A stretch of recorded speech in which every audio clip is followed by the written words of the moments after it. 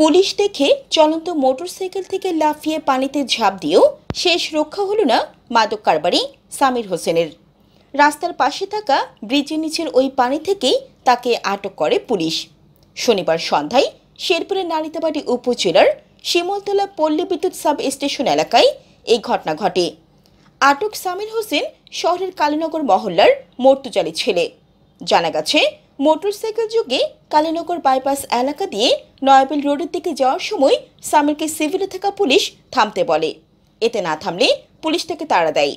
তাড়া খেয়ে মোটরসাইকেলের গতি বাড়িয়ে শিমুলতলা পল্লী বিদ্যুৎ সাব স্টেশন এলাকায় গিয়ে প্রথমে মোটরসাইকেল থেকে ধান খেতে ও পরে ক্ষেত থেকে ব্রিজের নিচে থাকা পানিতে ঝাঁপ দেয়। এ সময় পুলিশের এক সদস্য পানিতে ঝাঁপ দিয়ে তাকে আটক করে তল্লাশি করলে 3 গ্রাম হেরোইন পাওয়া যায়। বিষয়টি নিশ্চিত করে থানা ভারপ্রাপ্ত কর্মকর্তা সোহেল রানা জানান, আটককৃত সামিরের বিরুদ্ধে মাদকদ্রব্য আইনে মামলা করে রোববার আদালতের মাধ্যমে জেল হাজতে পাঠানো হয়েছে। জান্নাতুল আফসানা, চ্যানেল বাংলা।